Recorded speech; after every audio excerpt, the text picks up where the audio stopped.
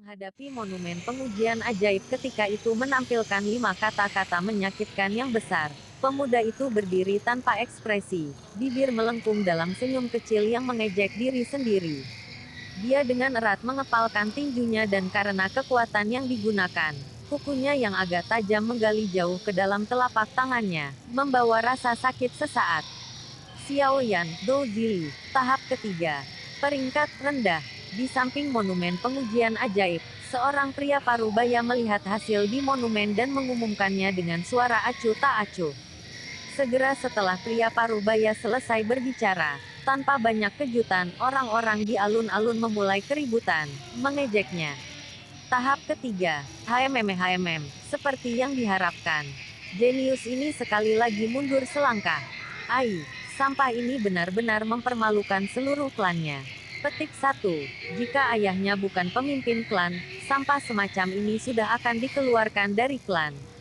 Tidak ada yang akan peduli padanya, dan tidak akan ada yang seperti melucuti rumah klan. Petik 1. Bagaimana mungkin seorang jenius terkenal dari hutan Cheng 2 jatuh menjadi seperti ini selama beberapa tahun terakhir? Siapa tahu, mungkin dia melakukan sesuatu yang tidak termaafkan dan menyebabkan para dewa marah. Petik 1. Rintangan dan tawa yang diarahkan padanya datang dari segala arah dan bergema di telinga pemuda yang tak bergerak, seolah menusuk jantungnya. Dia tidak bisa membantu tetapi bernapas berat. Dia mengangkat kepalanya untuk mengungkapkan wajah halus dan kekanak-kanakan. Mata hitam legam melirik melewati orang-orang seusianya yang mengejeknya juga. Bibirnya, yang sebelumnya penuh ejekan diri, berubah menjadi pahit. Orang-orang ini, apakah mereka selalu sedingin ini? Atau apakah karena 3 tahun lalu mereka tersenyum dengan rendah hati untuk memberi selamat padaku, dan sekarang mereka ingin mengambilnya kembali?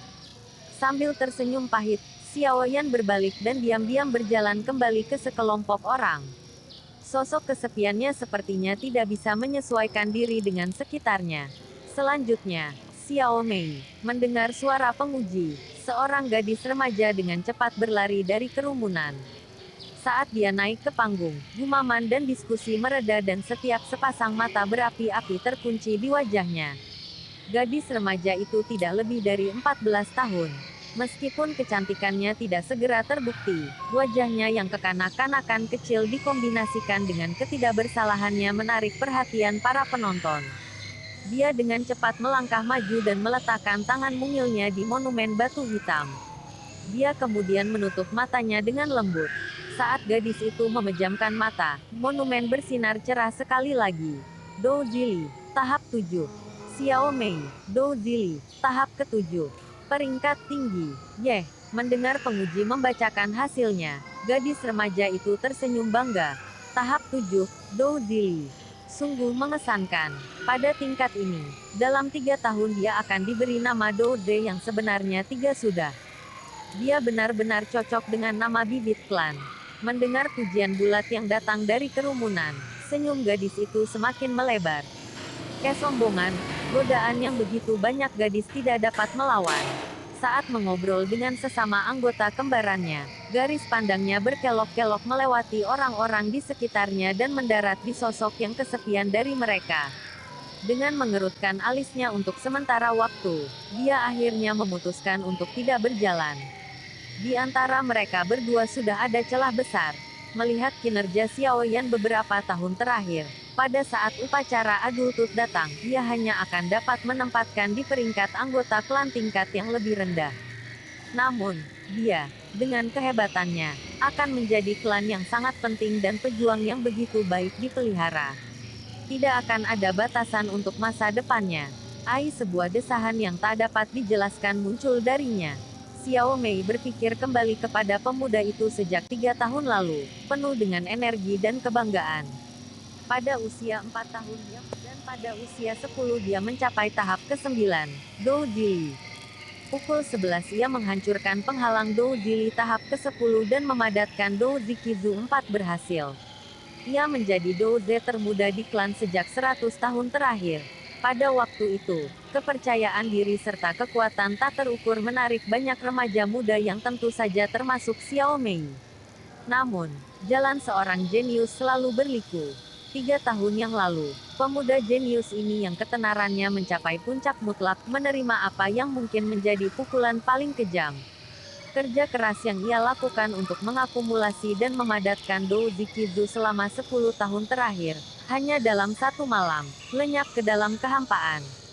Semua Dou-Zili di tubuhnya perlahan hilang dengan waktu dan sebagai gantinya, kasihan untuknya tumbuh. Sebagai akibat kehilangan Dou-Zili, kekuatan fisiknya juga menurun.